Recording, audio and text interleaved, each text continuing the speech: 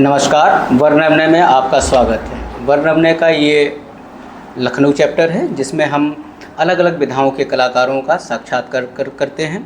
आज हमारे बीच एक युवा कलाकार हैं, या ये कह सकते हैं एक ऐसे कलाकार जिन्होंने रंगों से संयोजन बनाए, रंगों के साथ साथ कदमों से संयोजन बनाए। तो आज हमारे बीच हैं डॉक्टर राघवेंद्र प्रताप सिंह। इनकी जीवन के बारे में हम जानेंगे और साथ में इनकी इस ऑरा के बारे में जानेंगे कि इन्होंने एक इतनी युवा अवस्था में एक छोटी सी जगह से शुरुआत की और आज एक जाने माने कलाकार के रूप में यूपी में जाने जाते हैं। हम ये कहना ज़्यादा उचित होगा कि भारत में एक युवा कलाकार के रूप में जाने जाते हैं। तो राघवेंद्र जी, आपका वर्णमय में बहुत बहुत स्वागत है। बहुत बहुत आभार आपका। तो आज हम इनके जीवन से जुड़ी चीज़ों में बात करेंगे कि कैसे इनकी जो नृत्य विधा है जिसमें ये पारंगत हैं, इन्होंने काफ़ी सारा काम किया है, उसमें कैसे जुड़े, कैसे स्टार्ट किया और कैसे इन्होंने बतौर प्रोफेशन इसको चुना।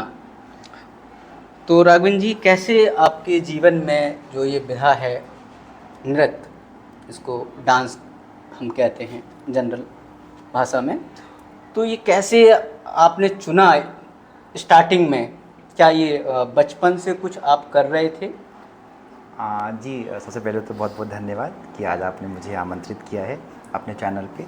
तो मैं बताना चाहता हूँ कि नाच की अगर शुरुआत करूँ, मैं बताऊँ कि नाच कब से आया, कैसे आया, क्यों आया, तो मुझे ऐसा लगता है कि मैंने नाच को नहीं चुना, नाच ने मुझे चुना, नाच ने मेरी देह को चुना। और बाल्यकाल से कह सकते हैं कि बचपन का रुझान शायद एक ऐसी क्रांति में कन्वर्ट हो गया कि मैं इस मंच का कलाकार बन गया। तो अगर मैं अपने आप को, जो मेरी स्मृति में आता है कि 90s के दशक में जो है हम लोग थे और थोड़ा सा टीवी का साधन था, दूरदर्शन का कह सकता हूँ श्रेय, और थोड़ा सा बॉलीवुड का प्रभाव रहा। तो शायद मेरी परवरिश में एक आकर्षण नृत्य के प्रति बचपन से ही हो गया। और कह सकते हैं कि बचपन से एक जो कला के प्रति तो मेरा आकर्षण, मुझे ऐसा लगता है कि ये गॉड गिफ्टेड था, क्योंकि मेरी परवरिश में मेरे परिवार का इसमें योगदान नहीं हो सकता है। ये गॉड गिफ्टेड था कि मेरा आकर्षण शुरू से दृश्य और मंच की तरफ रहा। और पारिवारिक परिवेश में अगर मैं अपनी बात करता हूँ तो लोक संगीत प्रिय थे और पसंद था, एक उत्तम दर्जे पे ये स्थान रखता था। लेकिन मेरा आकर्षण थोड़ा सा शायद मेरा दृष्टिकोण विपरीत था। तो बाल्यकाल से मैं कह सकता हूँ कि नाच ने मुझे स्वीकार किया। अभी हम थोड़ा सा बहुत प्रारंभ में जाएंगे, बहुत स्टार्टिंग में जाएंगे, क्योंकि हम भारत जैसे समृद्ध देश में हैं और उनके एक युवा कलाकार से बात कर रहे हैं। जनरली क्या होता है कि जब हम किसी विधा की बात करते हैं, वो डांस हो सकता है, पेंटिंग हो सकता है, या मूर्तिकार, या किसी अन्य विधा से हो सकते हैं। हमारे साथ भारत में एक समाज चलता है, जिस तरीके की हमारी परंपराएं रही हैं वो चीज़ें साथ में इंक्लूड होती हैं। और एक जब जेंट्स, एक पुरुष इस विधा को चुनता है, वो बचपन से जब चीज़ें होती हैं कि वो बच्चा, जब बचपन में एक बच्चा नाच रहा होता है तो लोग बहुत खुश होते हैं कि आपका बच्चा नाच रहा है। लेकिन जब वो बच्चा बड़े होकर नाचता है तो ये शायद नागवार गुजरे जी, ये कहना ज़्यादा सही होगा। और फिर दूसरी, आपका नाम जो है डॉक्टर राघवेंद्र प्रताप सिंह जी, तो आप ठाकुर हैं जी, ठीक है। तो एक ठाकुर हैं और ठाकुर में फिर एक बच्चा नाच रहा है, ठाकुरों का पुरुष वर्ग में नाच रहा है। अब तो जो एक छवि जो बनती है, आपका गांव कौन सा पड़ता है? मैं अपना मूल निवास, अगर मैं अपना पैतृक निवास बताऊं तो मैं प्रतापगढ़ का दोनों ही बता दीजिए। हाँ, मेरा अगर ददिहाल की बात करते हैं तो वो प्रतापगढ़ है, ठेठ ठाकुरों वाला क्षेत्र। मेरा जन्म स्थान सुल्तानपुर का है, जहाँ मेरी परवरिश हुई, जहाँ मेरा जन्म स्थान हुआ, और फिर उसके बाद ये पलायन चलता रहा। अब आपने बात छेड़ दी पुरुष वर्ग के नाच को लेकर के। देखिए नाच शब्द मैं यहाँ पे बार बार यूज़ करूँगा बिकॉज ऑफ डांस थोड़ा सा एक सोफिस्टिकेटेड वर्ड हो जाता है, बट नाच को बात करने के लिए अगर नाच शब्द का मैं यूज़ करूँगा तो शायद वो ज़्यादा चोट करेगा और ज़्यादा असर डालेगा, इसलिए मैं नाच बोलूँगा, इसको आप अन्यथा नहीं लेंगे। तो बिल्कुल सही कह रहे हैं कि एक कला क्षेत्र में ललित कलाओं के जो वर्गीकरण हैं, ललित कलाओं के वर्गीकरण में कई विधाओं में चयन आसान है पुरुष और स्त्री दोनों के लिए। लेकिन अगर मैं बात मंच कला की करूं और मंच कला में खासकर नृत्य संकाय की बात करूं तो वहाँ पे वर्गीकरण में थोड़ी सी बायसनेस आ जाती है बिकॉज ऑफ इसमें देखिए दोष भी दे सकते हैं और कारण भी दिया जा सकता है। दोष इस बात का कि शायद हम उतने मानसिक विकसित नहीं हैं इस क्षेत्र को लेकर के, या हम अज्ञानी हैं कि नृत्य संकाय में कैसे इसका चुनाव किया जाए या इसका भविष्य कहाँ तक दिखाई देता है, और अज्ञानी कह सकते हैं कि परिवेश का बड़ा फ़र्क पड़ता है। तो मैं अगर अपनी बात कहूँ कि मैं सुल्तानपुर जैसे छोटे से कस्बे से आया और जहाँ पे संगीत कहीं ना कहीं सोसाइटी में एग्जिस्ट करता था बट डांस एग्जिस्ट नहीं करता था। ये मैं बात कर रहा हूँ 96-97 की। तो और उस दौरान ही शायद मेरा कायाकल्प या मेरा अंकुरण हो रहा था इस क्षेत्र के लिए। तो शुरू ही कहानी वहीं से ही कि छोटी सी उम्र थी और पहला रिस्पॉन्स अभी हम सीधे इतनी दूर नहीं जा रहे हैं जी। जो दर्शक हैं वो ये जानना ज़रूर चाहेंगे कि जी जब जैसे कि मैंने आपको बताया कि भारत और भारत में एक जो जाति शब्द जो जुड़ा होता है जी वो आप कहीं पे भी जाएंगे तो वो वॉइस उसकी तेज होती है जी। ठीक है। तो मैं केवल ये जानना चाह रहा हूँ कि फर्स्ट टाइम जब ये किसी को पता चला, बचपन की में ही चल रहे हैं अभी हम लोग, अभी आगे नहीं पहुँचे हैं, तो फर्स्ट टाइम जब किसी को पता चलता है कि फलाने का बच्चा है ये तो नाचता है, तो वो जो रिस्पॉन्स था घर का मेनली वो कैसा था और जो पारिवारिक परिवेश जो है जी वो कैसा था? देखिए मैं अगर अपनी बात का पहला मंच अगर मैं याद करता हूँ तो पहले शायद वो पहला और आखिरी मंच था जहाँ पे अप्रिसिएशन मिला था मुझे। बहुत छोटी उम्र में जब मैंने पहली बार मंच किया था और मुझे अभी भी दिन याद है 1 जनवरी 1999 में मेरा पहला मंच हुआ था। 9 वर्ष अभिनंदन समारोह करके बहुत बड़ा कार्यक्रम हुआ था सुल्तानपुर में और बहुत भारी जनसंख्या थी, हमें लगता है 1000-1500 लोग रहे होंगे। वो तो हाई स्कूल के पहले की बात होगी। ये बहुत स्कूलिंग, हमें लगता है कि तब मैं और भी छोटा रहा उस टाइम हूँ। पे बच्चे नाचते तो अच्छा लगता है। हाँ, तो उस समय शायद मैं उसी तरीके से पैम्पर कर दिया गया, मैं टैकल कर दिया गया। परिवेश है, तो हम जी आपके 10th की बात की हाँ, तो मैं वहीं आ रहा हूँ कि तो वो पहला मंच हम्म। मतलब मुझे प्रोत्साहित कर दिया गया, लोगों ने हाथों हाथ लिया कि हाँ एक बाल कलाकार है और प्रसिद्धि और प्रोत्साहन दोनों मिला। फिर जब आप 10th की बात करते हैं, जब मैं टीन एज में आने लगा, टीन एज में दोनों ही इंटर है ना, हाँ इंटर उस teen age high school inter 9th की बात, 9th से हाँ 9, 10, 11, 12 आजमगढ़ से हुआ? नहीं, मेरा पूरा का पूरा 12 तक का मेरा क्वालिफिकेशन सुल्तानपुर का है। सुल्तानपुर से हुआ। तो उस दौरान भी मैं कंटिन्यू मंच पे सक्रिय था और अब अच्छा खासा एक मेरी एक इमेज थी शहर में कि हाँ एक राघवेंद्र हैं जो शास्त्रीय नृत्य के। क्या था रिस्पॉन्स पापा का आपके? अगर मैं परिवार की बात करूं तो मैं परिवार की बात नहीं कर रहा हूँ, मैं केवल आपके फादर की बात कर रहा हूँ। क्या रिस्पॉन्स था उनका? फादर मेरे इस क्षेत्र के लिए उदासीन थे क्योंकि वो पुलिस विभाग में थे और मैं उनकी तारीफ़ हमेशा करता हूँ कि फादर कभी मेरी फील्ड को लेकर के मेरे अगेंस्ट नहीं थे। वो एक बात हमेशा मुझसे कहते थे कि जो भी करना है बहुत ईमानदारी से करना है और मुझे रिजल्ट चाहिए, क्योंकि मैं आपके लिए मेहनत करता हूँ, मैं आपके लिए परिवार और आप लोगों को छोड़ करके बाहर सर्वाइव करता हूँ ताकि मैं आपको अच्छी परवरिश दे दूँ। तो आप लोग जो भी करना चाहते हैं आप करिए, बट मुझे सफलता चाहिए, मुझे मतलब मुझे ऐसा लगता है कि हाँ मैं आपके लिए जो इन्वेस्ट कर रहा हूँ आप उसको जस्टिफाई कर रहे हैं। तो पापा मेरे उदासीन कह सकते हैं, बहुत उनको इस क्षेत्र के बारे में जानकारी नहीं थी, तो बहुत नेगेटिव भी नहीं रहे और बहुत पॉजिटिव भी नहीं रहे। वो ये कहते थे कि कर रहे हो। तो फैमिली का क्या रिस्पॉन्स था? बाकी फैमिलीज़ में देखिए मैंने कहा ना परिवेश का बहुत फ़र्क पड़ता है।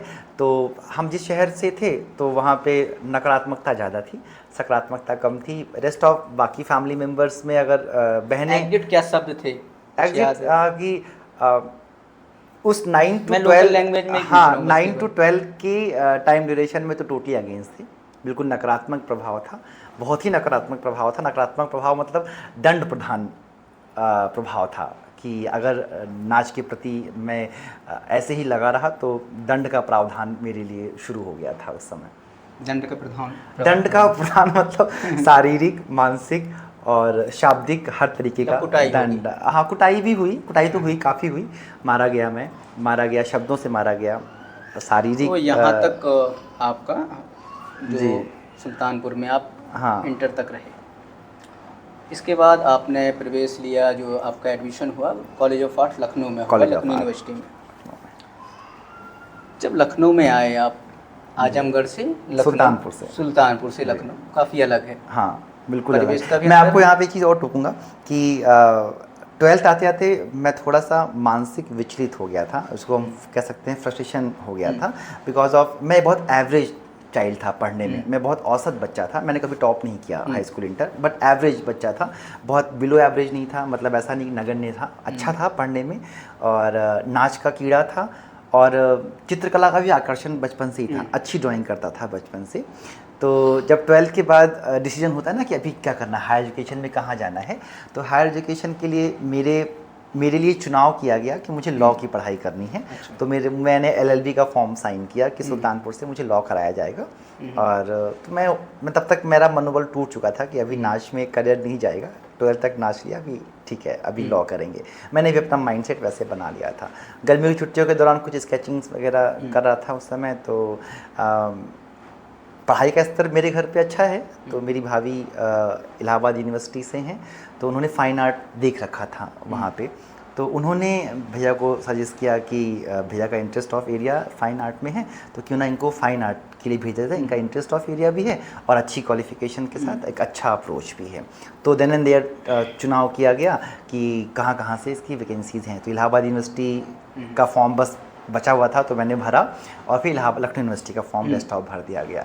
इलाहाबाद यूनिवर्सिटी में वेटिंग चला गया, और लखनऊ यूनिवर्सिटी में मेरा हो गया, मेरी रैंक आ गई और मैं यहाँ पे आ गया। तो मैं इन दोनों फ़ाइन आर्ट में आने से ज़्यादा इस वजह से खुश था कि मेरा घर छूटेगा, या फिर इलाहाबाद जाऊँगा या फिर लखनऊ जाऊँगा। इलाहाबाद गया अगर तो मुझे प्रयाग संगीत समिति मिल जाएगा, और लखनऊ आया तो भातखंडे मिल जाएगा। तो इत्तेफाकन लखनऊ आना हो गया, और लखनऊ आर्ट्स कॉलेज की काउंसलिंग हुई, मैं वहाँ पे एडमिट हो गया। देन नेक्स्ट डे मैं भातखंडे में खड़ा था। तो लखनऊ आर्ट्स कॉलेज में आप 4 साल रहे? 6 साल। 6 साल मास्टर्स किया मैंने। तो वो जो आप 6 साल वहाँ पे रहे हैं, कैसे बीते? क्या कुछ खास यादें हैं? बहुत खास यादें हैं। मुझे लगता है कि अगर वो 6 साल मेरी ज़िंदगी में नहीं आते तो शायद मैं आज अपने आप को कथक आर्टिस्ट नहीं कहता, या शायद मैं रंगों और रेखाओं ने क्या बदला? रंगों और रेखाओं ने जीवन का पैमाना ही बदल दिया। मतलब एक रीज़न दे दिया, एक वैल्यू दे दी, कि एक पहचान दे दी कि मैं क्या था, मुझे क्या करना है और मैं क्या कर सकता हूँ। ये तीनों चीज़ें मुझे आर्ट्स कॉलेज से मिली, और मैं हमेशा शुक्रगुजार रहूँगा कि आर्ट्स कॉलेज ने मुझे एक वो ताकत दी अपने आप से लड़ने की, और अपने आप के लिए लड़ने की ताकत मुझे आर्ट्स कॉलेज टीचर्स ने आपको पढ़ाया जो अभी आपको लगता हो कि हाँ ये ठीक? देखिए, टीचर्स अगर मैं बाय नेम बात करूंगा तो लंबी लिस्ट हो जाएगी। तो मैं अगर मैं अपने शुक्राना में आऊँ कि हाँ इनका बड़ा कंट्रीब्यूशन रहा है। वहाँ गिनती के टीचर थे तो लंबी लिस्ट नहीं होगी। तो मुझे लगता है कि ऐसे बहुत, मैं व्यक्तिगत नाम तो नहीं लूँगा, बट मुझे प्रोत्साहन मिला, मुझे गाइडेंस मिला, एंड मुझे सीनियर्स का गाइडेंस मुझे मिला। मतलब अगर मैं टीचर से ज़्यादा क्रेडिट मैं अपने सीनियर्स को देता हूँ, जो मेरे सीनियर्स मेरे टीचर को नहीं दे सकता हूँ मैं। जैसे अगर मैं अगर देना चाहूँ आर्ट्स कॉलेज के, किसने पेंटिंग पढ़ाई आपको? मेरे मास्टर्स के गाइड राजेंद्र सर थे। सक्सेना सर से भी मेरा काफ़ी अच्छा समय बीता है। नीता कुमार मैम से मेरा काफ़ी अच्छा संबंध रहा।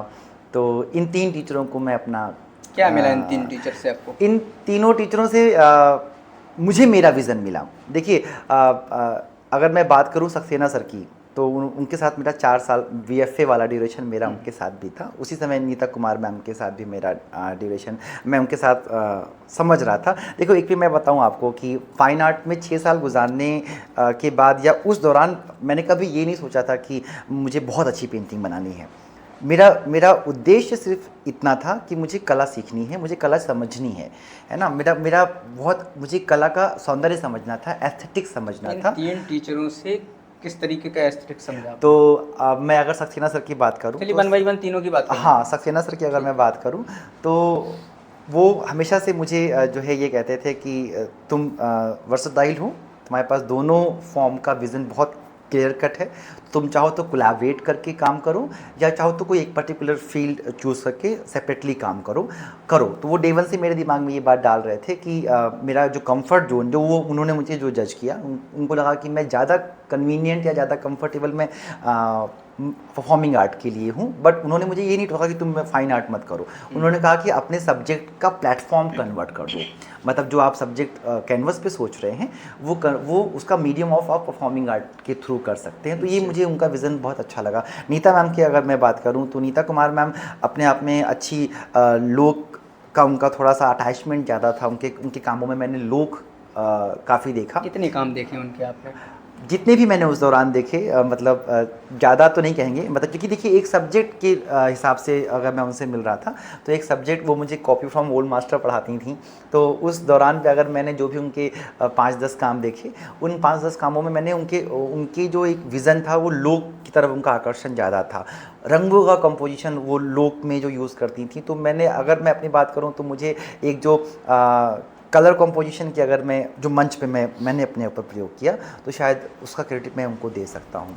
फिर तीसरा नाम आता है हमारे पास राजेंद्र सर का। राजेंद्र। राजेंद्र सर की अगर मैं बात करूँ तो ये मेरे इनके साथ मेरा मास्टर्स तक का सफ़र बीता है। गाइड थे आपके? गाइड थे, मेरे मास्टर्स के गाइड थे, और ये वॉश के काफ़ी अच्छे आर्टिस्ट हैं और इनके भी मैंने कुछ काम देखे वॉश के, और इनके साथ मेरा तारतम्य स्मूथ था क्योंकि उस समय तक मेरा ये निर्णय हो चुका था, मास्टर्स में आते आते मेरा ये निर्णय हो चुका था कि मास्टर्स की डिग्री के बाद मुझे स्विच करके परफॉर्मिंग आर्ट में चले जाना है। और ये बात मैंने उनको डे वन ही बता दी थी कि सर बस मेरा ये मास्टर्स MFA हो जाना है, इसके बाद मैं कथक की तरफ मतलब अभी 2 जाऊंगा। कलाकार ऐसे हैं जो अभी हाँ, काम कर रहे हैं जी, प्रोफेसर राजेंद्र प्रसाद और प्रोफेसर उमेश उमेश कुमार कुमार सक्सेना जी, हाँ। ठीक है। तो अब तो अभी काम देखते होंगे आप? हाँ। देखते हैं? तो किन के काम पसंद है आपको? अगर मैं काम की बात करूं तो इन दोनों में मुझे सक्सेना सर का काम ज़्यादा आकर्षित कर रहा है। राजेंद्र सर का? राजेंद्र सर का जो है काम अपने आप में है इंटरेस्टिंग है, लेकिन वो जिस शैली में काम कर रहे हैं कठिनतम शैली है। अच्छा थॉट है वो जिस मूड पे वो काम करते हैं, लेकिन जब मैं समकालीनता की बात करता हूँ या नए प्रयोगों की बात करता हूँ अगर, तो प्रयोग धर्मिता पे मुझे सक्सेना सर ज़्यादा प्रभावित कर रहे हैं। किस तरीके की चीज़ आपको प्रभावित करती है? देखिए सक्सेना सर के साथ जो मैंने उनके कामों में देखा है तो एक सर्टेन टाइम के बाद उनके सब्जेक्ट्स बदल जाते हैं, बदल रहे हैं। और सब्जेक्ट बदल जाते हैं कि फॉर्म बदल जाते हैं?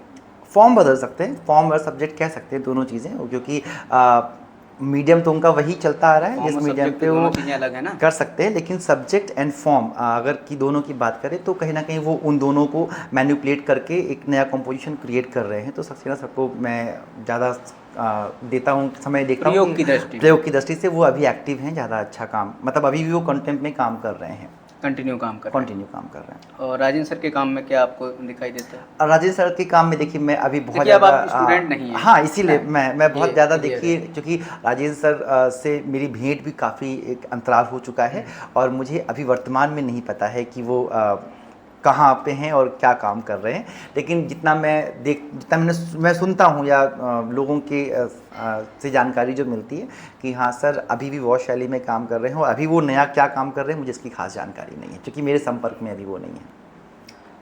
तो कॉलेज में अभी ये तो टीचर्स की बात हो गई जी, और हम लोग एक शो एक याद है, लगभग एक शो हुआ था ये करीब 2016 के समथिंग हुआ होगा या 15 जी, एक शो हुआ था आपका जो ड्राइंग का लाइन अभिव्यक्ति 14 में हुआ था वो, 2014 उसके बारे में बताइए कैसा था? हाँ, क्या चीज़ थी? उस समय हम लोग सक्सेना सर के सुपरविजन में काम कर रहे थे। हम लोगों का वो आखिरी साल था, चौथा वर्ष था BFA का, तो उन्होंने एक लाइन ड्राइंग कॉम्पोजिशन पे चंदन अग्रवाल थे हाँ, और आप थे, लाइन और ड्राइंग पे काम कराने का उनका एक मूड आया था। तो उनमें यह था कि उसमें उस एग्जीबिशन में कलर नहीं यूज़ किए जाएंगे, सिर्फ लाइन से काम। फोटोज़ हैं आपके पास? मुझे अपनी करेक्शन देखनी हाँ पड़ेगी। बिल्कुल देखिएगा। तो उसमें सिर्फ लाइन से काम करना था, उसमें कोई कलर यूज़ नहीं करना था, और एक ब्लैंक पेपर पे एक स्ट्रोक में आपको अपना काम रिप्रेजेंट करना था। इंटरेस्टिंग था वो काम, क्योंकि परफॉर्मिंग आर्ट को कैसे ऐड कर रहे थे हाँ, वहाँ पे? तो फिर मेरे साथ जब मैं अपने ऊपर आया तो मैंने थोड़ा सा टाइम लिया। फिर मैं एक दिन उनके पास गया कि सर मैं कैनवस पे या मैं पेपर पे स्केचिंग नहीं करना चाहता। तो उन्होंने कहा कि क्या सोचा है, तो मैंने उन्हीं की बात उनको याद कराई कि आप ही ने कहा था ना कि अपना वे ऑफ मीडियम बदल दो। तो मैंने कहा कि सर मैं अपनी बॉडी पे काम करके अपनी जो लाइन जो मेरा सब्जेक्ट है, जो मेरा थीम है, मैं अपनी बॉडी पे कन्वे करना चाहता हूँ, और ऐसा करके मेरे पास एक थॉट प्रोसेस है, इट्स कॉल्ड परफॉर्मेंस आर्ट करके हम करना चाहते हैं। तो उन्होंने कहा कि ठीक है चलो देखते हैं, करते हैं। तो वो हुआ, फ्रूटफुल हुआ, और काफ़ी सक्सेस रहा वो शो। काफ़ी अप्रिशिएट किया गया, क्योंकि पहली बार हमें लगता है कि आर्ट्स कॉलेज में एज अ परफॉर्मेंस आर्ट किसी ने ये एक नया ट्रेंड सेट किया था। तो काफ़ी अच्छा रहा, सफल था वो शो मेरा, और काफ़ी काम किया उस पर, और काफ़ी लोगों ने मेरे साथ मेरी हेल्प करी थी उसको रिप्रेजेंट करने में। तो अच्छा था शो, वो उन्हीं की ही सुपरविज़न में बना था। तो जो टाइम था, आप हॉस्टल में रहते थे या हॉस्टल के बाहर? शुरुआत के तो 1-1.5 साल में हॉस्टल में रहा, हॉस्टल में उसके बाद फिर कैसा मैं था हॉस्टल उस टाइम पे? कुछ रैगिंग होती थी क्या? मेरे टाइम पे तो हॉस्टल, आई थिंक वो कह सकता हूँ मैं, अब तक का वो गोल्डन टाइम था। रैगिंग होती थी? रैगिंग नहीं होती थी। नहीं होती, रैगिंग खत्म हो गई थी। रैगिंग खत्म हो गई थी, बट एक इंट्रोवर्ट कह सकते क्या हैं। था वो? इंट्रोडक्शन हाँ, के अगर मैं introduction वर्ड में। पे बात करूं तो अगर आप उस एरा का माइंडसेट हाँ। मेरे से पूछ रहे हैं, तो वो थोड़ा सा पैथेटिक था। लेकिन आज मुझे वो बड़ा आनंददायक लगता है। वो बड़ी अच्छी यादें थी मेरी, क्योंकि उस साल कैसे क्वेश्चंस होते थे, किस कैसे तरीके से क्वेश्चन, लोग बनाते थे? बहुत मैनिपुलेटिंग से क्वेश्चन होते थे, थोड़े से नॉनसेंस होते थे, बट फन था। मतलब ऐसा था कि आप पैनिक नहीं हो रहे हैं, आप फ्रस्ट्रेशन या डिप्रेशन में नहीं जा रहे हैं, आपको मज़ा आएगा। क्योंकि सारे एक बॉयज़ का जो एक माइंडसेट होता है ना, वो थोड़ा सा एक हम कह सकते हैं कि थोड़ा सा वल्गैरिटी की तरफ है, या थोड़ा सा नॉनसेंस है, थोड़ा हल्की बातें और निचली बातें करते हैं। तो आपको थोड़ा समय लगता है उस जॉनर में आने के लिए, उसके बाद आप बहुत ईजी हो जाते हैं। तो मेरे साथ भी वही रहा। तो मैं उसको रैगिंग, या मैं अपने सीनियर्स को ब्लेम नहीं करूँगा कि मेरी रैगिंग हुई, बट इंट्रोडक्शन के शुरुआती दिनों में तो थोड़ा सा मैं व्यक्तिगत परेशान हुआ, क्योंकि स्वभाव नहीं मैच कर रहा था। उसके बाद मैंने पूरे साल कौन से सीनियर थे? सीनियर तो बहुत सारे थे। मतलब मुझे याद है कि खास नाम याद हो? हम 45 सीनियर थे उस समय, और हम 6 फर्स्ट ईयर थे सिर्फ। बाकी सोचिए कि तो इतने नंबर्स में सिर्फ 6 फर्स्ट ईयर थे, बाकी सब सीनियर थे। और उस समय में मुझे याद आता है कि मास्टर्स में श्याम दादा थे, और अस्थाना भाई साहब थे, और चंदन भाई साहब थे, अभय भाई साहब थे, सौरभ भाई साहब थे। और अगर सेकेंड ईयर की बात करें तो आपके धर्मेंद्र और अंशुमन, इनका पूरा बैच था। और अगर थर्ड ईयर की बात करूँ तो रुपेश भैया का बैच था, प्रवीण शंकरधर का बैच था, कृष्णा भाई साहब का बैच था। तो ये इन लोगों का, और ये सारे, मुझे ऐसा लगता है कि सारे अपने समय के या वर्तमान में भी ये आर्ट की तरफ अभी भी अट्रैक्ट हैं और काम कर रहे हैं। इसमें से मोस्ट ऑफ सीनियर्स को मैं जानता हूँ कि जो अभी भी एज अ समकालीन कला के प्रति आकर्षित हैं और अपना काम कर रहे हैं। जैसे अपूर्व भैया को मैं देखता हूँ कि वो भी काम कर रहे हैं, चंदन भाई साहब काम कर रहे हैं, और अभय भाई साहब से भी मेरी जल्दी मुलाकात हुई, और वो भी मुंबई में हैं और कुछ नया फॉर्म क्रिएट कर रहे हैं। उन्होंने मेरे को भी बहुत ज़्यादा एक्सप्लेन नहीं किया था, तो वो भी समकालीन में कुछ नया लाने वाले हैं, जल्दी आप लोगों को पता चलेगा।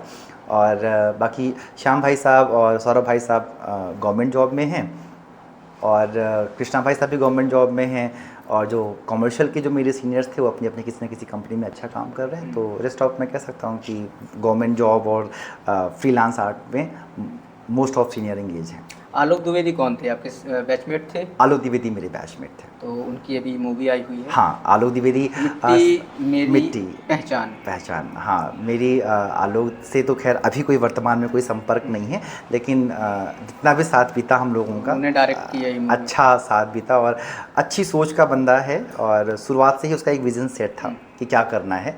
जैसे मैंने कहा ना कि फाइनल मास्टर्स आते आते ये था कि अभी यहाँ से बहुत सारे सीनियर्स की हम लोगों ने बात कर ली। अब खास बात ये है जी कि वो किस्सा बताइए जिसमें केवल रोटियां बेली जाती थी। सॉरी, रोटियां बेली जाती थी जिसमें केवल रोटियां। देखिए, वो कौन ऐसे महानुभाव थे जिनके लिए केवल आपने रोटियां बेली हैं? रोटियां बेली हैं मैंने। मैं टैलेंटेड था बचपन से ही, रोटी बेल क्योंकि लेंगे। मेरी मम्मी ने मुझे बहुत अच्छा ट्रेन करके लखनऊ भेजा था। खाना अच्छा बनाता था, नाचना गाना तो खैर बचपन से ही वो ब्लड में इनबिल्ट था। पेंटिंग भी ठीक ठाक थी, थॉट अच्छा था, अच्छा लड़का था मैं। तो हम लोग जब हॉस्टल छोड़ा, हॉस्टल छोड़ने के बाद मेरे 2 रूम पार्टनर, मेरे हॉस्टल के ही रूम पार्टनर वो मेरे डे 1 के पार्टनर थे। काउंसलिंग से ले इवन इलाहाबाद की कोचिंग से लेकर के काउंसलिंग एंड रूम पार्टनर बनना हॉस्टल का, फिर बाहर के पीजी का रूम पार्टनर बनना, तो मेरे दोनों बड़े ख़ास हैं, रवि कुमार अग्रहरी और अमित राजन वर्मा। हम तीनों ने साथ में ही छोड़ा और हम लोगों ने बाहर रूम लिया डालीगंज में। और हम लोगों का थोड़ा सा व्यवहार काफ़ी लोकप्रिय था, तो हम लोगों का जो है कह सकते हैं कि सेपरेशन कभी नहीं रहा। मतलब हम कहने को 3 थे, लेकिन मेरा जो पीजी या मेरा जो कमरा था वो धर्मशाला था। तो अक्सर कोई ना कोई उसमें इनवाइटेड रहता था। हम तीनों के अपने अपने फ्रेंड, तो हम तीनों के अपने अपने फ्रेंड तीनों के फ्रेंड हो चुके थे। कॉमन फ्रेंड हो चुके थे। अगर मेरा कोई दोस्त है तो अब वो उन दोनों का भी दोस्त है। तो कहने को हम 3 थे, अब हम 6 हो गए। फिर उसमें फिर कुछ कॉलेज के बड़े मेरे खास, मेरे बैचमेट, मेरे सीनियर, मेरे जूनियर, तो उनसे भी कुछ अगर थोड़ा सा जो मुँह लगे तो वो भी उनका भी पदार्पण होने लगा। तो कहने को उस रूम में हम 3 लोगों का सिर्फ रेंट जाता था। खाना बनाने में अच्छे थे? खाना बनाने में बहुत अच्छा था। रहने वाले और खाने वाले अक्सर 7 या 8 हो जाते थे। तो उसमें भी डिपार्टमेंट बटे हुए थे। राजन भाई साहब मेरे जो है वो सब्जी का डिपार्टमेंट देखते थे, रवि भाई साहब बर्तन एंड क्लीनिंग का कभी कभी देख लेते थे, थोड़ा मूडी थे। मैं फंसता था रोटी के लिए क्योंकि आपके साथ में और एक महानुभाव थे, विकास। हाँ, विकास की अगर बात करूँ, वो टेक्सटाइल, वो भी डांस की, हाँ वो भी अभी वर्तमान में काफ़ी अच्छा काम कर रहे हैं इस क्षेत्र में। उन्होंने टेक्सटाइल से ग्रेजुएशन किया था, बीएफए किया था टेक्सटाइल से, कॉलेज ऑफ आर्ट से। मास्टर्स उनको मिला नहीं, चूँकि यहाँ पे डिपार्टमेंट नहीं था। फिर अच्छा इत्तेफाक से उनकी फादर की जगह पे उनकी जॉब अगर लग आपको गई। ये अभी जो है आर्ट्स कॉलेज में थे हम, जी अब आर्ट्स कॉलेज से हम परफॉर्मिंग आर्ट की तरफ चलते हैं। जी रंगों की बात की और रंगों से जुड़ी चीज़ों की बात की, संयोजन की बात की, तो इतना रंगों के संयोजन करते करते साथ में पैरों के संयोजन तक पहुँचे, कदमों के संयोजन पे पहुँचे, जहाँ पे एक अपने नए क्रिएशन के नए संयोजन बनाए। तो जब भातखंडे आप गए तो भातखंडे का ऑरा कैसा था और वहाँ किन लोगों के सानिध्य में आपने सीखना स्टार्ट किया? भातखंडे तो मतलब मैं अपने समय की बात बताऊं तो भातखंडे की जो सकारात्मकता और जो एक पॉजिटिविटी है ना, वो आकर्षण मैं नहीं भूल सकता। मतलब मुझे याद है कि जब पहले दिन मैंने चौखट पे पैर रखा था तो ऑटोमेटिक बॉडी में एक अनुशासन डेवलप हो गया और एक पैशन जो था वो और ज़्यादा उसको किक मिल गया। एक मंदिर जैसा फील आता है ना कि आप पहले जब उसके चौखट पे पैर रखते हैं तो ऑटोमेटिक अपने आप चौखट की सीढ़ी को छूने का मन हो गया। और जब आप कॉरिडोर क्रॉस करते हैं, आप कभी भातखंडे जाएं तो आप कॉरिडोर क्रॉस करेंगे तो आपको हर कमरे से धूप बत्ती की खुशबू आएगी और हर कमरे से आपको सुर लय ताल की ध्वनियाँ सुनाई देती हैं। तो वो एक ऐसा वाइब्रेशन है कि जब आप जाते हैं तो आप अपनी सारी नेगेटिविटी भातखंडे के गेट पे छोड़ के चले जाते हैं, क्योंकि आप जा ही अपने आप को स्कैन कर रहे हैं उस कॉरिडोर के। कितने साल रहे आप भातखंडे में? भातखंडे में मेरा समय बीता 10 साल का और अच्छा समय बीता और बहुत सारे गुरुओं का आशीर्वाद मिला, मुझे बड़ा स्नेह मिला भातखंडे में। और मुझे जो पंख कॉलेज ऑफ आर्ट ने दिए थे उस पंख को उड़ान मुझे भातखंडे ने दी। चूँकि आप डांस की विधा से, एक नृत्य की विधा से जुड़े हुए हैं और भातखंडे एक सबसे उचित जगह मान सकते हैं जी। आप।